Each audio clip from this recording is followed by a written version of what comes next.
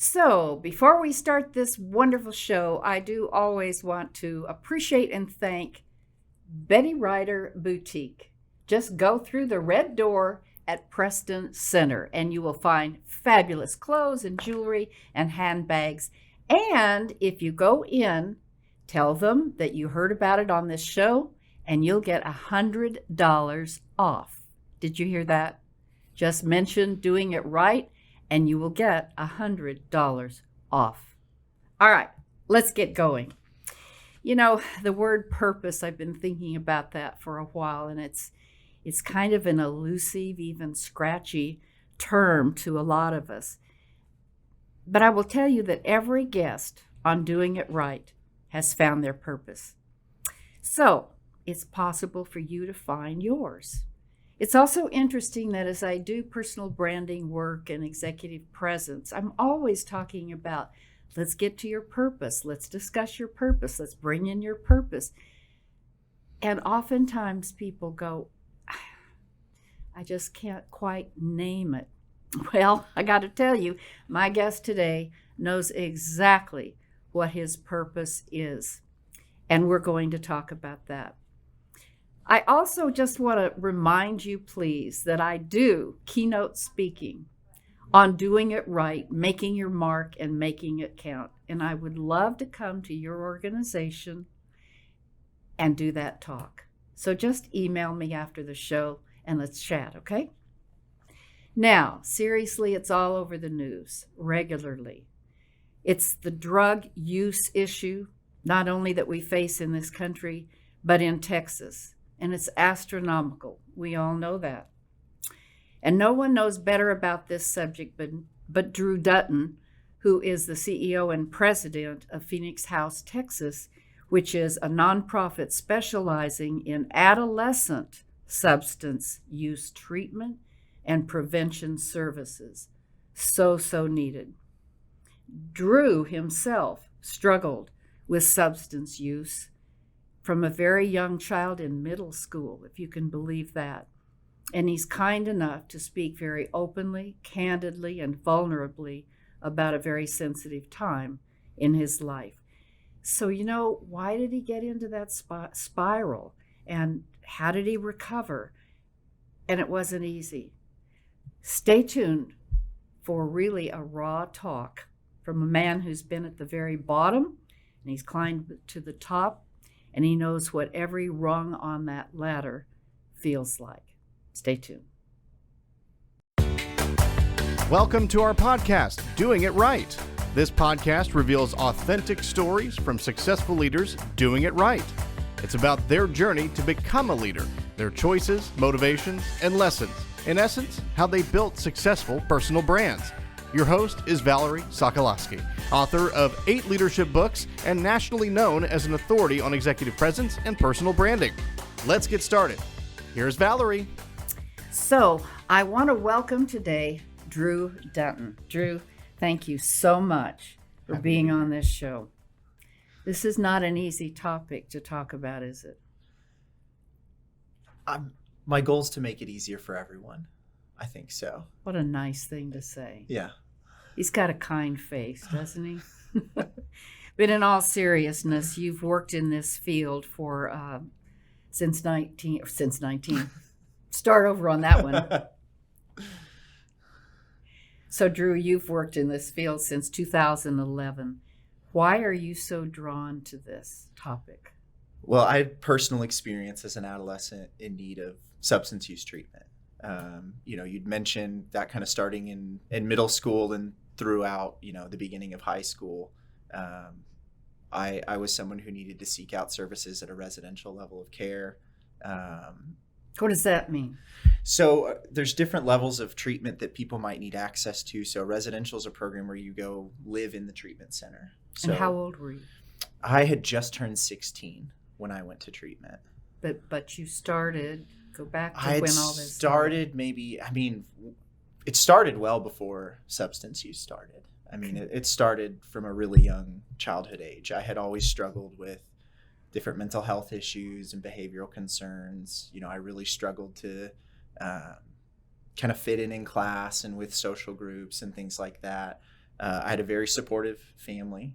I was adopted when I was about 4 days old. So I never met my biological family or anything like that. But, my parents that have raised me have done a phenomenal job despite the challenges that, I definitely put before them. But, I struggled a lot with depression and anxiety and just controlling my own emotions and things like that. So, I'd been involved with therapy and psychiatry probably since age 6. They'd really been trying to seek a lot of help. And while that was valuable, at the time, and the best effort as a kid trying to understand why you're going to so many different doctors and so many different medications and all of these different things, I didn't see as resources, but more as an indication that like something was broken or wrong. Why am I needing all of these different things that I don't, my friends don't have to do or other people aren't having to do? And then in middle school, I was exposed to drugs for the first time. And it just, some friends, they had a family member that used. So they'd taken some from the parent and then we'd shared it. All right, I want to stop there. That's unbelievable. Yeah. That's unbelievable. And yet, are there statistics around how that can happen where it's the parents? It's very common. I mean, we even accidentally. I was doing some opioid research, and it's in the news all the time now about young children having opioid overdoses and poisonings. I think 44%, so just under half of the poison control calls for opioid overdoses involved, I think, someone 5 or younger. So a lot of times family members don't recognize it's not even necessarily substances that the parents are misusing, but just have in the home and haven't thought that this is something we need to get out. We need to find a place that this can be taken or disposed of so a child can't have access to it. So you were exposed to it in middle school? In middle school. You said 5 years old? No, 5 years old was for the poison control calls. Oh. I was around 13, 14, something like that. Okay. And then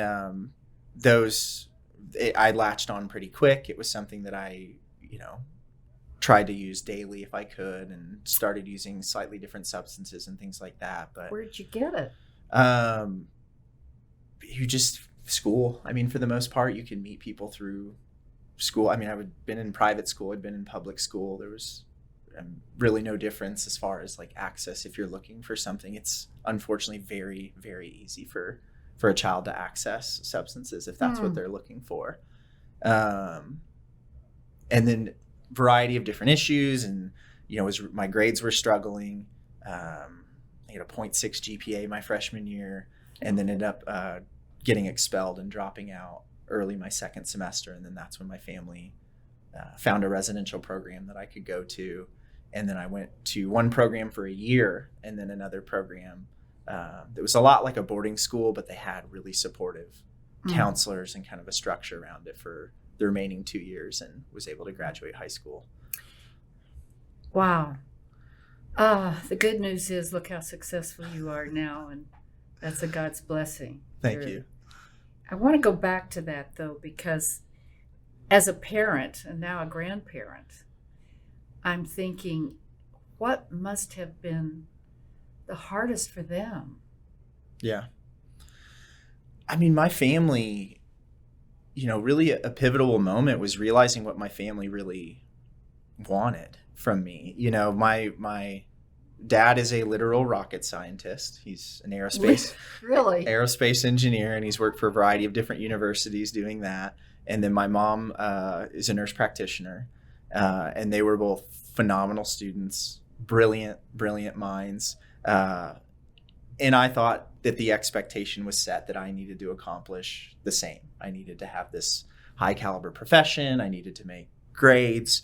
So a lot of pressure was put on me, but it was really internal. And I think that's when I had a big changing moment. Was we were having a family therapy session, and my dad just said, all he wanted was for me to be happy. He did not care what I did, what my profession was, what my job was. He just wanted me to be happy, and he could tell that I wasn't. And it really just, the way he said it, the moment we had, it clicked that it was just about doing something that I enjoyed. And I finally started to explore, okay, what is it I do want instead of this expectation that I've been trying to live up to. And ironically ended up doing fine in school and really well in college and all of that. But I think just knowing I didn't have to or think that I had to made all the difference in the world.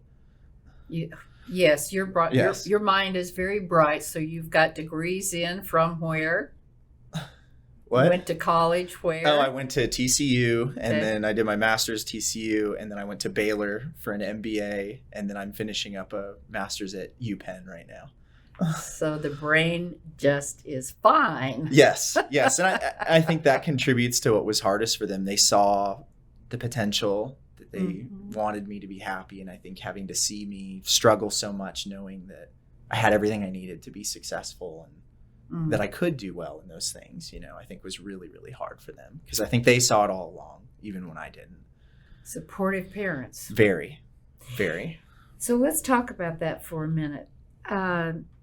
So, Drew, I'm curious, is drug use or the tendency, is it hereditary?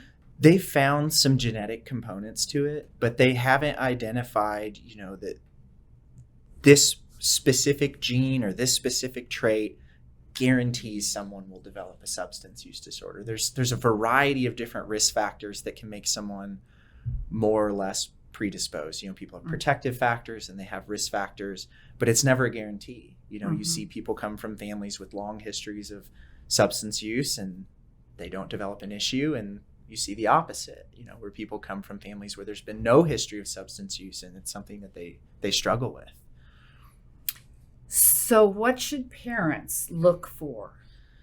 This is the thing, I get asked to speak on the most, and people always want to know what are the specific, words or actions or behaviors to look out for. But the thing is, there's so many different substances, unfortunately, out there, and there's so many different ways that they affect people that really what I tell families and people to look out for is deviations from the norm. If you've got someone who's normally quite sluggish and low energy, all of a sudden bouncing off the walls and up at late at night, or the opposite, someone who's normally very high energy, seems that that's very lethargic, or it's gone down, or, friend groups or fashion or some very drastic change in what you're used to seeing with that individual is an indicator that something might really be going on. However, that, as well as addiction and substance use as a whole, is really tricky with adolescents because so many of the behaviors we see associated with a substance use disorder are very similar to just kind of typical adolescent behavior. They're trying on a lot of different hats. They're changing friends and stuff all the time. So that particular age range is a little bit harder, whereas with an adult, we tend to be a little bit more set in our routines, and those changes might be a little bit more dramatic or obvious to us to see someone's, work performance or physical health or something really start to change abruptly. That's good information. So those who come to Phoenix House, talk to us about what treatment looks like. Sure. So treatment for families is a really overwhelming step. You're already at a place where you might be, feeling a little hopeless or very scared. You've got a loved one, a family member that's struggling with a substance use disorder. Most families aren't sure what to do or what the best next steps are or how to help, or maybe they've tried to help in a variety of different ways within the home and they continue to see it worsen and worsen.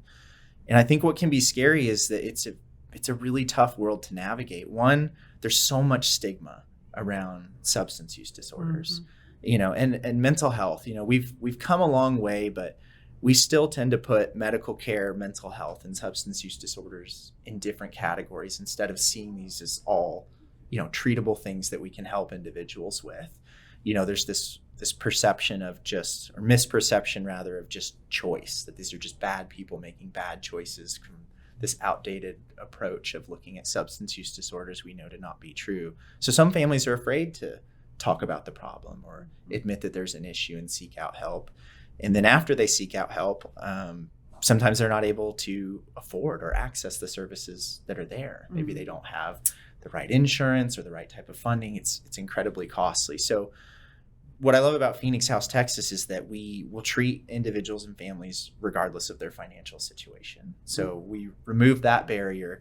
So the vast majority of families we work with are either underfunded or unfunded. So they can reach out to us just to figure out if we can help without that being a potential barrier that's going to be in the way, where it's something they want to access but simply can't afford. So we meet, screen, assess, and determine the appropriate level of care for their kid, and then make that recommendation and then offer those services to them. So that's a wonderful place. Is it a national organization? Years ago it was. So it used to be a part of a big national nonprofit, and then several years ago Phoenix House, Texas broke off into its own entity, and we really have decided we want to focus on adolescent care. A lot of what the national program was doing was adult services, and we've really tried to hone in there. About how many children, young people, at any one given point in time are you helping? And through prevention, I mean, in a year we help tens of thousands if we include our prevention, because we go out into schools and community centers, so our outreach is pretty far and wide. And then we've got 2 residential programs around 32 beds each that stay pretty full, and then we've got outpatient programs in Dallas, Houston, Austin, San Antonio, Round Rock, so spread out as well. Can you give us a good story about a turnaround? I mean, they're all great. What I love about the model that we utilize is, treatment has been so punitive and so shame-based for so long. This old idea that it needs, I talked about that misperception. These are bad people. We need to punish it out of them or treat them. And we've built an entire treatment model focused on being strengths-based and positive psychology principles.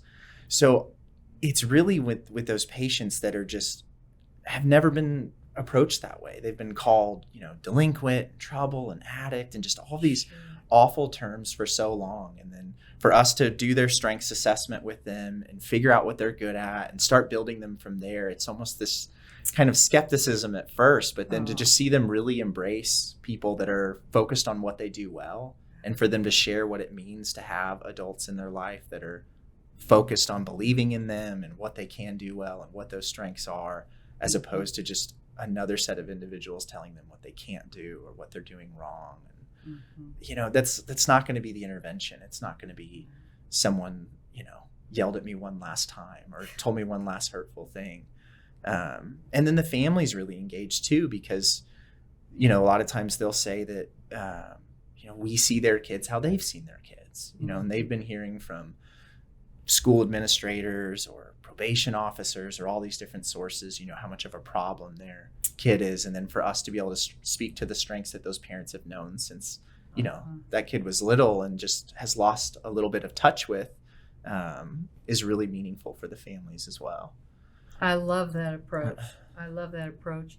What is coming to mind too is we never outgrow the need to focus on our God-given strengths and talents and abilities, i.e. the whole thing about Strengths Finder and positive psychology and how the brain works, and always feeding it with good things and so forth. So it makes perfect sense to me, and I'm just so glad to have you on this show today, because it's a topic that continues, unfortunately.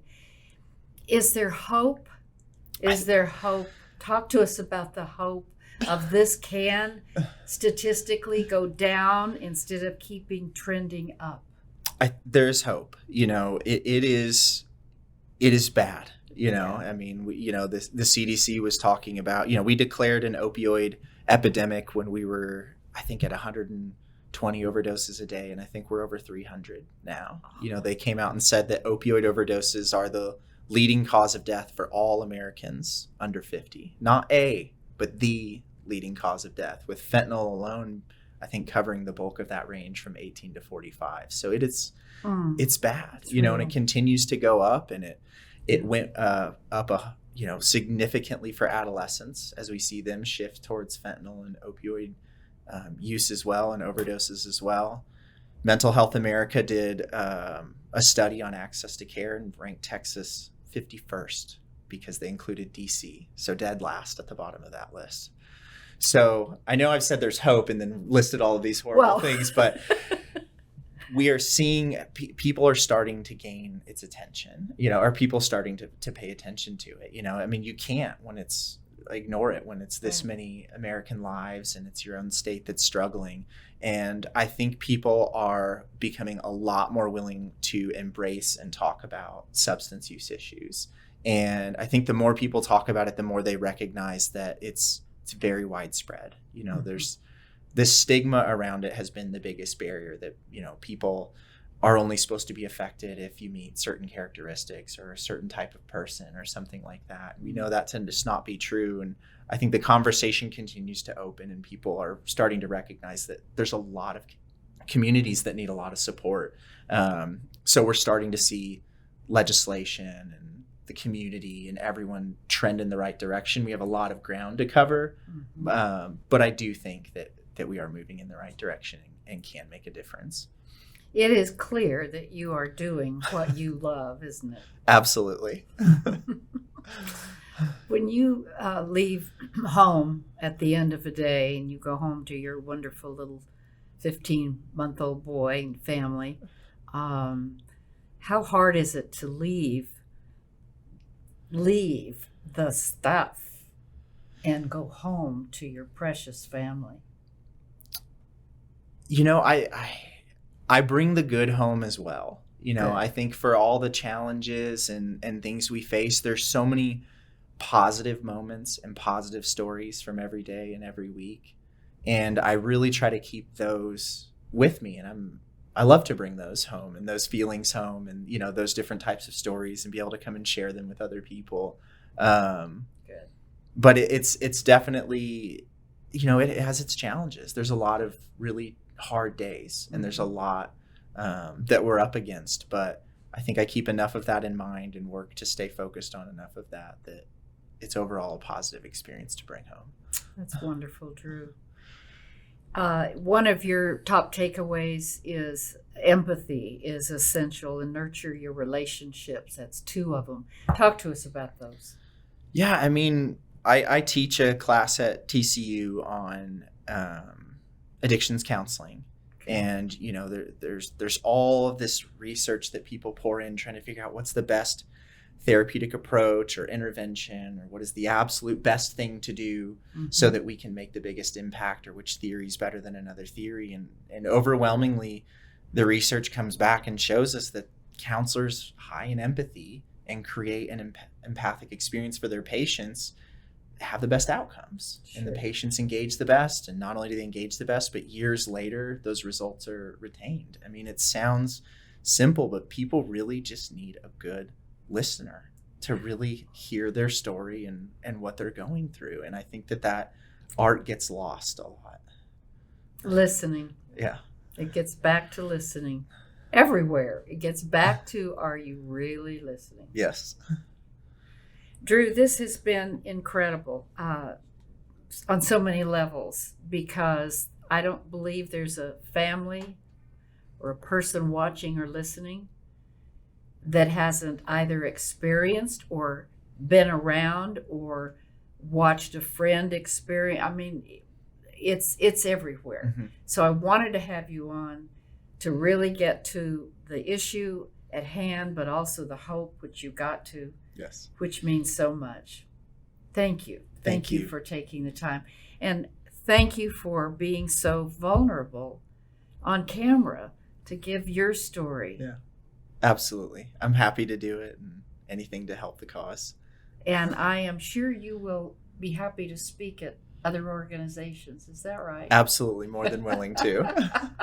So if people have questions, where can they reach out to Phoenix House and to you? Mm-hmm. So they can go to phoenixhousetx.org or they can call us at 844-PH-TEXAS. That's great. And we've got that, of course, on the banner of your screen. So I want to thank you, Drew. Thank you for having me. Now we get to go have a cup of coffee. There we go. All right. And stay tuned because I have my Valerieism, as you know. And this one is related. If you know it doesn't look right, and you know it doesn't feel right, and it doesn't smell right, you better do something about it. And we've talked today about the drug use, drug use. I'm not supposed to say that, drug use. But I want to take it into business too. There are so many times when we just allow ourselves to skirt around an issue. And let me give you an example. There was a gentleman that I know who had a senior level position in a large company headquartered in California. And he was doing great work. He and the CEO had a wonderful relationship. And it happened to be that he was head of sales for this national organization. And he recognized that there was something that didn't feel right, sound right, smell right, and delved into and found the fact that the top salesman across the country was shipping marijuana in the company cartons to particular clients. No wonder he was the top salesperson, to which this gentleman let the CEO know. To which the CEO said, "Oh my gosh, I've got to make a choice. You know, you're not going to like this, but he is our top salesman." To which the gentleman quit the company. I wonder what you would have done. It's neither here nor there to answer that question. But the thing is, don't ever compromise your own integrity. This gentleman that quit went on to higher positions, more money, and more peace of mind. And that's my Valerieism for today. And by the way, before I let you go, I've got to mention my books. I never do, but there they are, those of you who are watching on YouTube. Valerie's 2 books on Amazon, Do It Right, of course, which is all about business etiquette issues. And then I love this one, Monday Morning Leadership for Women. Women, it's a go-to book.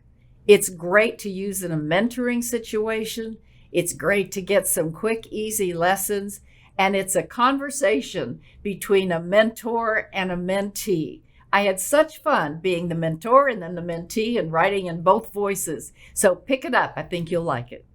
Thanks for listening. To receive Valerie's voice, free monthly leadership tips, and to learn more about her leadership programs and coaching, visit her website, valerieandcompany.com. Next week, we'll be here again to inspire, engage, and equip you with teachable points of view from successful leaders who have been doing it right. Until then, lead authentically.